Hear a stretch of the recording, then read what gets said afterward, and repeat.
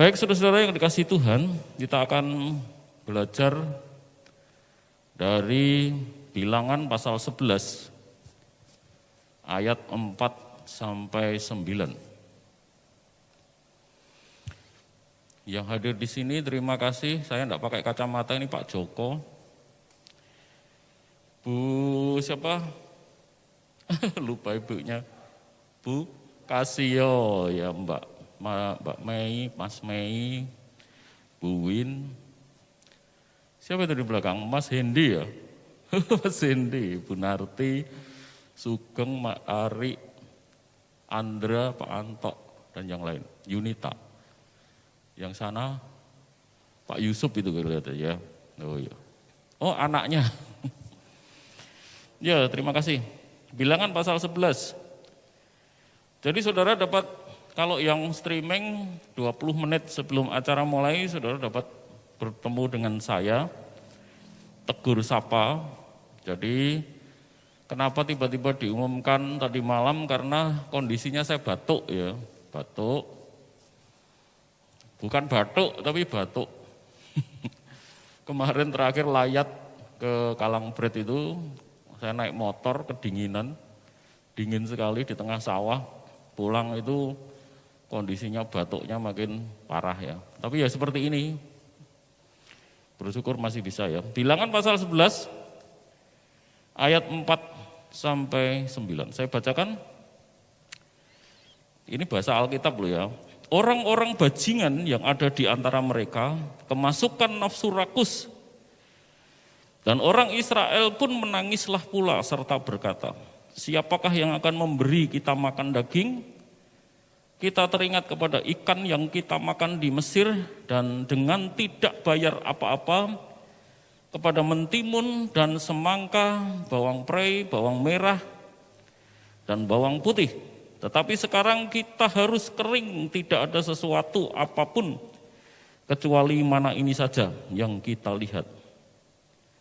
Adapun mana itu seperti ketumbar dan kelihatannya seperti damar bedolah. Bangsa itu berlari kian kemari untuk memungutnya, lalu menggilingnya dengan batu kilangan atau menumbuknya dalam lumpang. Mereka memasaknya dalam periuk dan membuatnya menjadi roti bundar. Rasanya seperti panganan yang digoreng. Dan apabila embun turun di tempat perkemahan pada waktu malam, maka turunlah juga mana di situ. Saya akan mengutip dulu, mengawali khotbah saya dari kutipan seorang filsuf humanisme yang bernama Epikuros. Ya, Epikuros itu ajarannya kelihatannya sepele, tetapi dimulai dari dasar pemikiran yang mendalam dan sangat ilmiah. Jadi dimulai dari pemahaman tentang atom. Demikianlah teorinya, sekelompok atom bersatu dan membentuk sesosok tubuh dan pikiran dalam wujud sebuah entitas tunggal, yaitu manusia, yang pada akhirnya niscaya akan terurai juga. Peruraian itu hanya berhenti ada pada saat kita mati, karena ketiadaan merupakan takdir kita yang tidak dapat dihindari. Sekali lagi ya, karena ketiadaan merupakan takdir kita yang tidak dapat dihindari. Kita harus memanfaatkan satu-satunya kehidupan yang kita miliki. Segala yang baik dalam hidup ini, kebahagiaan di dunia harus menjadi tujuan kita. Itu kutipan, jadi kebahagiaan di dunia harus menjadi tujuan kita. Simbol para Epikurian atau pengikut Epikuros, simbolnya adalah gambar tengkorak. Tengkorak biasanya untuk simbol kalau bendera di kapal bajak laut. Di obat-obatan larutan berbahaya, tengkorak itu zat-zat berbahaya mematikan. Jadi tengkorak digunakan oleh kaum Epikuros sebagai suatu simbol kematian. Pesan yang tersirat adalah nikmatilah hidup selagi kau miliki. Itu ajarannya para pengikut Epikuros. Nikmatilah hidup selagi kau miliki. Kesenangan lebih banyak membahayakan yang tidak disadari oleh mereka. Kalau nikmatilah hidup selagi kau hidup, itu berarti bicara tentang kesenangan.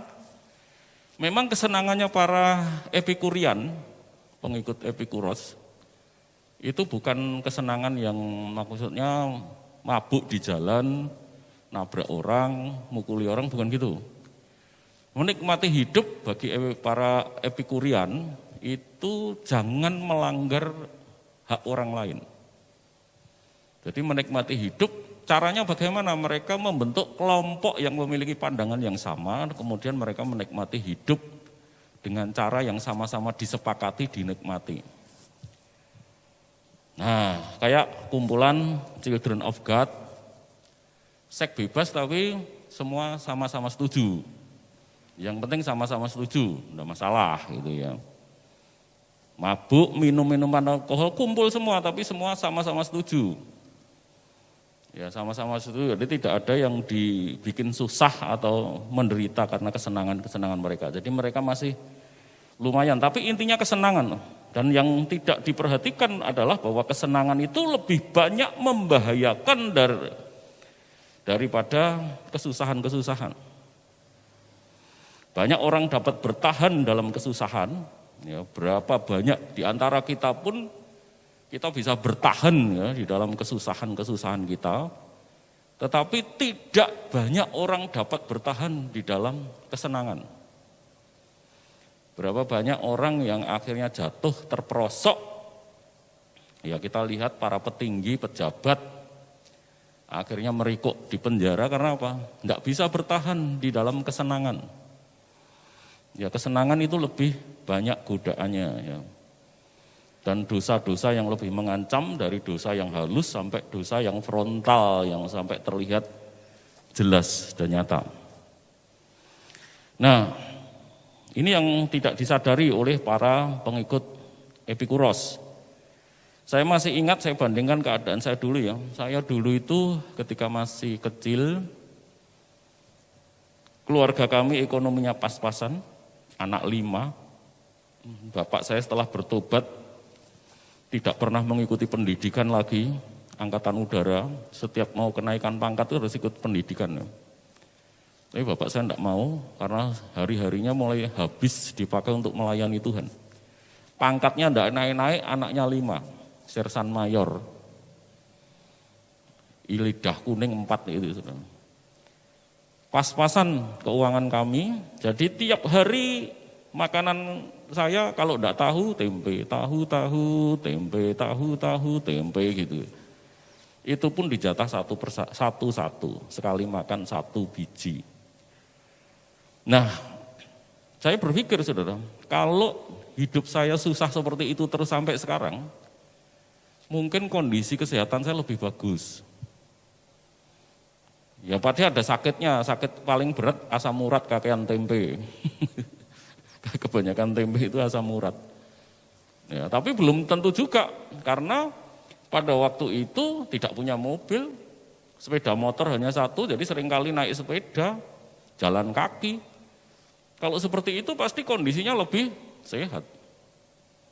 Ya kita kasihan melihat orang jalan kaki, padahal dia malah kasihan sama kita yang naik mobil, tidak pernah gerak, sehingga kita gampang terserang kolesterol tinggi, ya, akhirnya kena hipertensi, gula, dan sebagainya. Nah, kalau saya masih seperti dulu, makan tahu tempe pasti perut saya masih 6 pack. Tapi sekarang 1 pack. Ya. Karena apa? Karena sudah jarang bergerak. Oleh karena itu ada seorang penulis, penyair, kritikus sastra terbesar Inggris abad 18 yang bernama Samuel Johnson. Samuel Johnson berkata demikian, saudara. Kesenangan sendiri tidak menyakiti. Mungkin menjadi jahat dengan membuat kita menyayangi keadaan yang kita tahu bersifat sementara dan coba-coba mengalihkan pikiran kita dari saat-saat kita setiap jam membawa kita lebih dekat ke asal-usul kita dan mengalihkan pikiran kita dari saat-saat kita tidak ada durasi waktu yang akan membawa kita ke kehancuran. Maksudnya gini saudara, kesenangan itu memang tidak menyakiti kita. Di situ dikatakan kesenangan sendiri tidak menyakiti. Kesenangan itu memang tidak menyakiti kita. Hanya bahayanya, mengalihkan pikiran kita kepada keabadian. Karena kita menikmati kesenangan, kita tidak berpikir bahwa suatu saat kita akan mati dan kita akan memasuki keabadian. Nah, keabadian itu ada dua kondisi. Yang pertama, kebahagiaan abadi bersama Tuhan. Lalu yang kedua adalah penderitaan abadi. Ini yang tidak biasa dipikirkan oleh orang-orang yang menikmati kesenangan. Yang buru kesenangan. Karena dia asik, hari ini saya akan makan ini, besok saya akan pergi ke Batu. Hari Jumat nanti saya akan ke Surabaya. Minggu depan saya akan ke Singapura. Minggu depan itu semua yang dipikirkan adalah bagaimana bersenang-senang, dan bersenang-senang. Sehingga lupa bahwa kita semua sedang menuju kepada keabadian. Ya, itu bahayanya kesenangan ya. Dan kesenangan juga menyebabkan kita tidak memikirkan ada bahaya yang dapat menghancurkan kita. Kesenangan itu seperti rumput yang mulai tumbuh di halaman, entah itu di halaman belakang rumah saudara, biasanya di belakang, di depan diperhatikan. Rumput tumbuh di belakang itu diabaikan, oh bagus sih, malah jadi terlihat hijau. Kesenangan itu ya gitu loh saudara, nah, memang kita butuh sih, bagus sih kita rekreasi, bagus sih.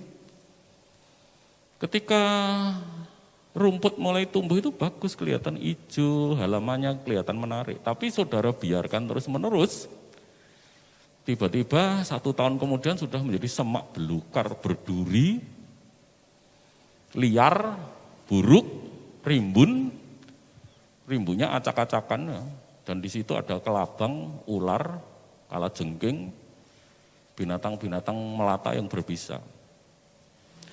Kalau kita biarkan, ya, itu bisa akan menyebabkan hal itu. Nah, jadi saudaraku yang dikasihi Tuhan, kalau kita bicara tentang perbudakan, awal dari perbudakan, nah perbudakan itu dimulai dari hal-hal kecil yang menyenangkan. Jadi perbudakan itu dimulai dari hal-hal kecil yang terlihat menyenangkan dan itu baik. Saudara bermain baik, rekreasi baik, makan manis baik, itu dibutuhkan semuanya. Tubuh kita membutuhkan itu. Tetapi kalau itu terus-menerus, jadi tidak baik. Dalam Alkitab, Paulus pun menyuruh minum anggur supaya tubuhmu hangat. Itu baik. Alkohol, tetapi kalau ketika itu berlebihan, menjadi tidak baik. Nah, perbudakan biasanya dimulai dari hal kecil yang tidak terlihat kalau itu tidak baik. Apa yang menjadi kebiasaan akan semakin kuat seperti rantai. Bermain game, gadget, semua baik. Saudara mulai bersosialisasi, ya, bersosialisasi dan mulai berhubungan dengan orang-orang lain itu baik-baik saja, saudara-saudara, bagus-bagus saja. Tetapi ketika itu terus-menerus semakin dibiasakan, kebiasaan itu akan semakin kuat seperti rantai dan tiba-tiba menjadi belenggu. Itu awal dari perbudakan. Tiba-tiba menjadi rantai, belenggu, dan saudara tidak dapat mematahkannya dengan mudah. Bermain game, gadgetan, minum alkohol, apa saja. Ya, apa saja akan menjadi belenggu yang akhirnya kalau kita lakukan terus-menerus akan menjadi kuat sekali dan kita kesulitan. Nah, mengapa itu bisa, saudara? Dari mana itu awalnya hal-hal buruk yang membelenggu kita itu munculnya dari mana? Ayat 4, saudara-saudara. Orang-orang bajingan yang ada di antara mereka keras kemasukan nafsu rakus. Dan orang Israel pun menangislah pula. Jadi ada orang-orang bajingan yang mempengaruhi orang Israel. Orang-orang bajingan ini di dalam tafsiran, itu bukan orang Israel kemungkinan besar. Bisa jadi orang-orang yang ada di dekat orang Israel melihat 10 tulah yang dilakukan Allah orang Israel itu luar biasa dahsyat. Berarti Allah ini benar. Yang terakhir saudara-saudara, ketika ada pengumuman anak sulung mati, tulah ke-10, orang-orang ini sesungguhnya ikut seperti orang Israel. Dia pintu rumah diolesi darah. Sehingga rumah ini pun terbebas dari kematian anak sulung. Tapi mereka bukan orang Israel. Makanya ketika orang Israel keluar dari Mesir, mereka ikut. Tapi saudara-saudaraku, orang-orang ini memberi efek buruk. Ya, karena orang ini hanya mikir senengnya. Ini makanya banyak. Kalau zaman gereja modern mungkin ini adalah orang-orang Kristen yang hanya mengikuti Yesus karena kesembuhan-kesembuhan ilahi. Terhindar dari penyakit, terhindar dari musibah. Hanya hal-hal yang menyenangkan yang dicari. Makan roti, 5 roti dan 2 ekor ikan, mereka senang. Jadi hal-hal yang menyenangkan saja, yang ikut Tuhan karena hal-hal yang menyenangkan. Itu mereka, saudara, hanya fokusnya kepada hal yang menyenangkan saja. Nah oleh karena itu ketika di dalam perjalanan mereka makan hanya mana, roti yang seperti ketumbar, ya, yang diolah tadi menjadi roti bulat. Mereka bosan, ketika bosan mulailah orang ini berpikir nggak enak ya ternyata ikut Tuhan itu. Makannya tiap hari cuma kayak gini.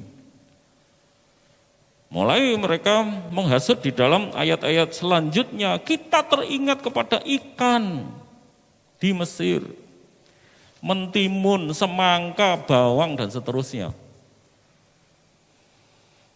Akhirnya orang-orang ini mulai nggak enak ya ternyata ikut Tuhan itu. Ya. Makanya bahayanya saudara-saudara kalau saudara mengikuti ibadah-ibadah yang hanya berbicara tentang kesembuhan, lalu saudara didoakan secara ekonomi, dipulihkan dalam nama Yesus, diberi janji-janji. Bahayanya itu saudara menjadi pengikut-pengikut kelompok yang disebut orang-orang bajingan ini.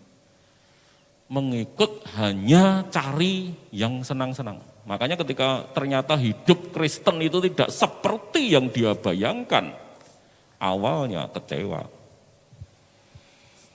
Nah, sayangnya saudara, kelompok yang buruk ini mempengaruhi orang-orang Israel.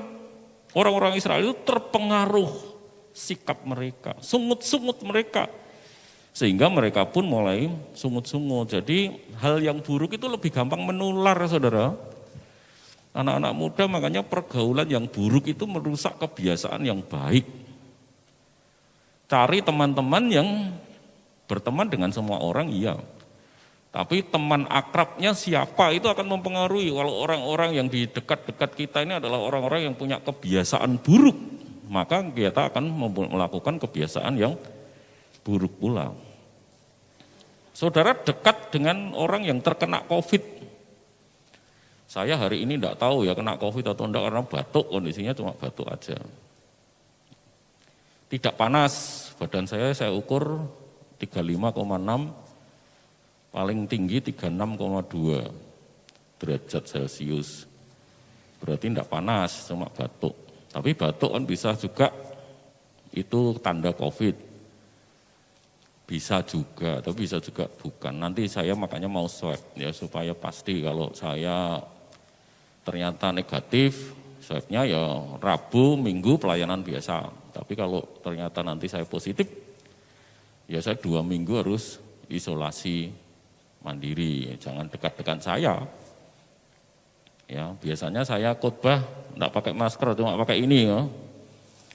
Tapi karena hari ini saya ada gejala batuk, tutup masker, naik di sini megap-megap. Biasanya lega, sekarang rangkap 2 ini masker saya. Karena apa? Mudah sekali menular, yang buruk-buruk itu mudah menular. Tapi kalau saudara dekat sama orang kaya, orang dan ketularan kaya loh, tetap baik kreditannya akeh, utangnya banyak. Nek dekat dengan orang kaya, dekat orang pinter kok enggak ketularan pinter ya. Tapi nek dekat orang kena Covid cepet tuh nulare. Dekat pergaulan-pergaulan buruk cepat sekali menularnya. Oleh karena itu Mark Twain berkata demikian, pakaian menentukan kedudukan seseorang. Orang yang bugil sedikit dan tidak bugil berpengaruh pada masyarakat. Akhirnya ini orang yang baik, yang tidak bugil itu kan baik. Yang bugil itu kan tidak baik. Orang yang baik dan tidak baik itu sebenarnya sama-sama berpengaruh, saudara. Maksud saya gitu. Makanya dengan siapa kita berdekatan itu akan punya pengaruh.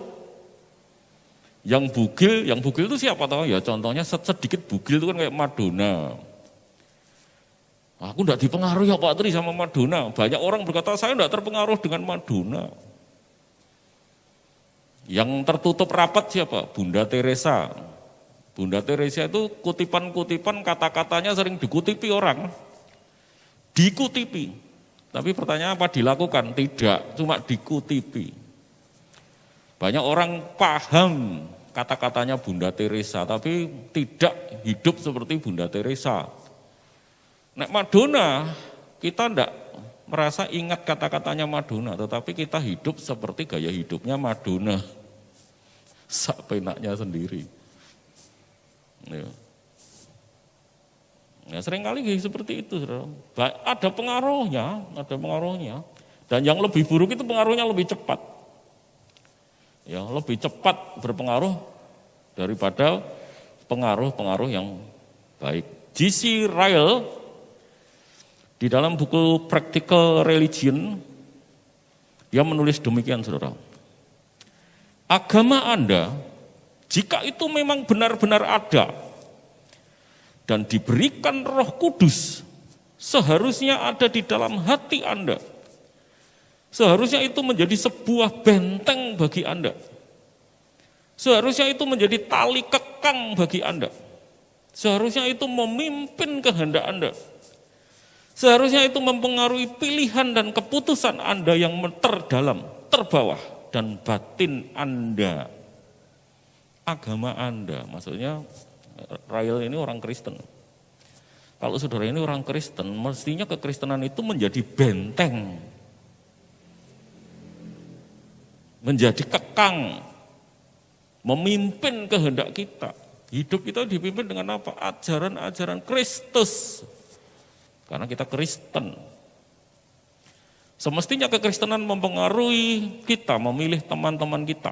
Karena mau enggak mau, saudara, awal dari perbudakan itu dimulai dari hal-hal yang biasa, hal-hal yang terlihat baik dan biasa, dimulai dari pengaruh teman-teman kita, dan itu nanti akan mengikat kita, kebiasaan-kebiasaan itu akan mengikat kita menjadi rantai, makin lama ikatan itu makin kuat. Lalu yang kedua, mengapa kelompok kecil itu bisa mempengaruhi bangsa Israel? Ayat 5. Kita teringat kepada ikan yang kita makan di Mesir dengan tidak bayar apa-apa, kepada mentimun dan semangka, bawang pre, bawang merah, dan bawang putih. Ayat 5 ini, saudara, yang mereka pikirkan apa? Hal-hal yang enak-enak. Ikan gratis, ikannya gratis. Mentimun, semangka seger, bawang pre sedap, bawang merah, bawang putih sedap. Yang mereka ingat itu hanya bangsa Israel terpengaruh, yang diingat-ingat hanya yang menyenangkan. Mereka lupa penindasan. Mereka sering dicambuk ya, dengan tongkat, dipukuli dengan tongkat, dicambui. Ya, itu dilupakan, saudara-saudaraku yang dikasih, yang buruk-buruk dilupakan. Bayi anak-anak mereka yang laki-laki dibunuh, mereka lupa. Mereka kerja keras, diperlakukan sangat kejam. Ya, lupa. Yang diiling-iling cuma bawang, timun, semangka, yang enak-enak. Perbudakan itu dimulai, hal-hal itu, kalau saudara, kenapa kok bermain game terus-menerus? Karena saudara hanya berpikir yang enak. Coba saudara berpikir, aku dadi apa ya? Nek aku mainan kayak gini terus. Kalau waktuku habis gadgetan, kalau aku sinetron terus nonton gini, enggak bisa berdoa. Enggak bisa pelayanan. Kalau aku terus-menerus begini, besok seperti apa hubunganku dengan Tuhan? Besok masa depanku jadi apa ini kalau aku seperti ini hanya dolan? Ya. Menggunakan waktu-waktu yang tidak produktif. Terus saya akan mau jadi apa ini kalau seperti ini? Kan harusnya gitu. Tapi kita yang dipikir, wah asik. Besok saya akan ini, dolan ke sini, saya akan main game. Wah asik, kita ketawa-ketawa. Ya itu bagian asiknya. Kalau saudara mau terus fokus kepada hal yang menyenangkan, ya silahkan fokus yang menyenangkan terus. Karena ada pepatah mengatakan, ya kalau orang mau berakit-rakit ke hulu, susah-susah dulu, bersenang-senangnya kemudian. Tapi kalau dibalik, bersenang-senang dahulu, ya nanti berakit-rakitnya kemudian. Saudara baru bersusah payah, nangisnya belakangan. Ya, karena saudara akan mengalami banyak kesulitan. Thomas A. Kempis, ya saudara-saudara menulis, ini penulis Kristen terkenal ya. Ketika orang baik menderita, dicobai atau diganggu dengan pikiran-pikiran jahat, ia memahami dengan lebih baik kebutuhan besarnya akan Tuhan yang tanpanya ia dapat merasakan bahwa ia tidak mampu melakukan apa yang baik. Tetapi kita harus waspada, khususnya dalam permulaan dari pencobaan. Ini membahas permulaan dari pencobaan. Karena kemudian musuh lebih mudah diatasi jika ia tidak dibiarkan memasuki pintu hati kita. Tetapi dilawan, nah ini tekanan saya, dilawan pada ketukannya yang pertama di gerbang. Ketika pencobaan, kesenangan itu mulai menggodai kita, kesenangan yang nanti kelihatannya baik tetapi tidak baik, itu mulai mengetuk pintu kita, harus langsung ditolak. Kalau saudara melihat efeknya ke depan. Karena pertama-tama hanya pikiran jahat, kemudian gambaran yang kuat darinya, setelah itu kesenangan. Senang melakukan, lalu menghasilkan kecenderungan yang jahat, dan kemudian menyetujui. Kalau sudah menyetujui, berarti sudah diterima menjadi tindakan-tindakan yang wajar. Makanya perbudakan itu seringkali bukan hal-hal yang benar-benar jahat. Yang benar-benar jahat mungkin mabuk, alkohol itu benar-benar jahat. Ya. Kita anggap itu jahat. Narkoba, ngedrak. Tapi yang halus banyak loh saudara. Gadget, sinetron yang kemarin saya sebutkan. Minum kopi. Ya. Ngobrol. Enggak jelas tanpa waktu. Kalau orang Tulungagung nyete, itu pembuangan waktu yang sia-sia. Selama saudara punya target, punya tujuan, enggak apa-apa. Saya ngopi karena saya mau menginjili, ya enggak masalah. Saya butuh refreshing, saya hanya 1 jam, oh enggak masalah. Berarti saudara masih mengendalikan diri, masih punya planning di situ. Setelah itu saya bekerja. Nah kalau gitu enggak masalah, karena memang hidup jangan terlalu kenceng juga ya. Kenceng terus ya stres nanti. Saudara butuh relaksasi, sedikit santai, enggak apa-apa. Asal itu terencana.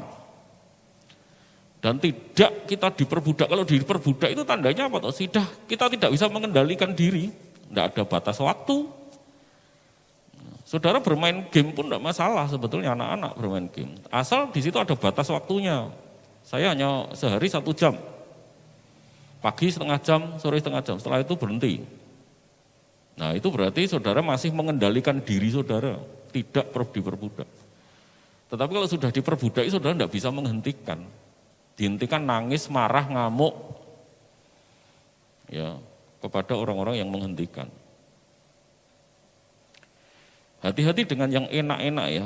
Sebenarnya yang saya sebutkan tadi hal yang baik, semuanya tidak ada yang aneh. Baik-baik saja, tetapi ketika itu menjadi kebiasaan yang mengikat, kita tidak bisa mengendalikan diri kita, itu menjadi buruk. Anak saya, Vandu itu sukanya makan daging ayam dan daging sapi. Ya, karena memang gurih. Satu kali saya di jalan ngobrol sama Vandu. mau sarapan. Pandu, papa itu enggak keberatan ngasih makan kamu beli daging sama daging sapi atau daging ayam setiap hari, bisa. Walaupun gobios, bisa gitu ya. Tapi papa itu prihatin, kamu semakin gemuk, lemaknya semakin numpuk. Papa punya penyakit-penyakit bawaan, penyakit apa yang disebut komorbid itu setelah usianya lumayan tua, setengah tua baru muncul. Kalau kamu hidupnya seperti ini bisa jadi nanti remaja sudah muncul. Dan itu susah kalau muncul. Saya katakan gitu. Kamu harus belajar makan sayur. Kalau ikannya, ikan lele masih bawa, enggak apa-apa lah. Ya bukan tiap hari juga. Batin saya memperjuangkan supaya Pandu ini suka makan lele juga ya, karena itu murah. Agak lega saya ya, ekonominya. Ya. Kamu harus belajar makan sayur. Ya. Karena sayur itu sehat. Ya, sekarang dia mulai belajar makan sayur. Sudah tidak bergantung daging. Hampir seminggu ini saya masak daging mungkin banyak sekali. Ya. Tapi ya bersyukur Pandu mulai belajar masakan-masakan lainnya ya, mulai belajar makanan sayuran. Nah karena yang enak-enak itu selalu membahayakan. Jadi ingatlah selalu, kita selalu ingat perbudakan itu kadang-kadang dimulai dari hal-hal yang enak. Wajar, itu baik awalnya, tapi terus-menerus kita lakukan, terus-menerus kita menyetujui tanpa kendali. Kalau kita sudah tidak bisa menghentikan diri kita, berarti kita sudah menjadi budak. Tidak bisa memanage waktu kita sudah menjadi budak. Tidak bisa membatasi diri kita sudah menjadi budak. Harus begini, harus begitu, itu sudah menjadi budak. Ya. Akhirnya saya akan menutup khotbah pagi ini dari kutipan Charles Kingsley. Charles Kingsley menulis demikian, saudara. Ada dua macam kebebasan, kemerdekaan. Yang salah dulu, yaitu seorang bebas melakukan apa yang disenanginya. Memang saudara merdeka itu bebas ya. Saudara mau melakukan apa saja itu bebas saudara. Itu bebas melakukan apa saja yang disenangi. Yang benar, itu tadi yang salah. Jadi kalau kita anak-anak muda khususnya berpikir, aku melakukan yang senang, itu salah, pasti salah. Karena banyak yang baik itu saudara tidak senang melakukannya. Ibadah saudara tidak senang, berdoa tidak senang, baca Alkitab tidak senang. Tapi kalau main game mau 2 jam, 3 jam senang saja. Mau ngobrol 3 jam, 5 jam tidak masalah. Minum kopi mau berapa cangkir tidak masalah. Ya. Yang salah yaitu seorang bebas melakukan apa yang disenanginya. Yang benar, seseorang bebas melakukan apa yang harus dilakukan. Yang benar itu bebas melakukan apa yang harus. Yang harusnya apa toh? Saya untuk mempersiapkan masa depan, saya harus begini. Harus belajar. Saya menyiapkan masa pensiun saya, piye caranya? Belajar trading, kemungkinan ya, apakah akan bisa menaklukkan atau enggak, kita lihat saja. Belajar, tapi belajar. Belajar apa lagi? Belajar apa lagi saudara? Yang penting belajar. Ya, jangan pernah menyerah. Apapun pengalaman saya saudara, saya pengen main saksofon, belajar bisa. Seminggu belajar bisa. Main piano dulu enggak bisa. Main gitar bisa. Ngedit tulisan banner pakai Photoshop dulu enggak bisa sama sekali, sekarang bisa. Ngedit jingle radio pakai Cool Edit dulu enggak bisa, sekarang bisa. Apalagi? Makanya sekarang saya menggumuli trading. Karena pensiun 6 tahun lagi pensiun ini. Pengen saya nanti pensiun melayani gereja kecil ya, kasih berapa enggak masalah. Bisa cari duit sendiri, pengennya gitu. Niat saya bukan untuk menjadi milioner ya, tapi bagaimana saya tetap survive, dapat tetap melayani Tuhan di berbagai keadaan. Tujuannya itu, saudara. Jadi tetap tujuannya hanya untuk menopang pelayanan. Saya masih terus belajar, masih menang kalah terus ya. tapi terus belajar. Itu saja mungkin pesan dari saya. Tuhan Yesus memberkati.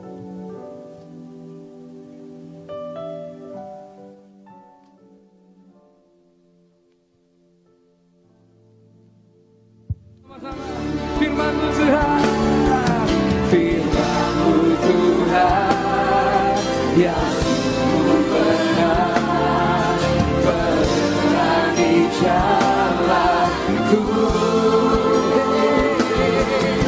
Firman-Mu Tuhan, menuntun hidupku, ku bersyukur.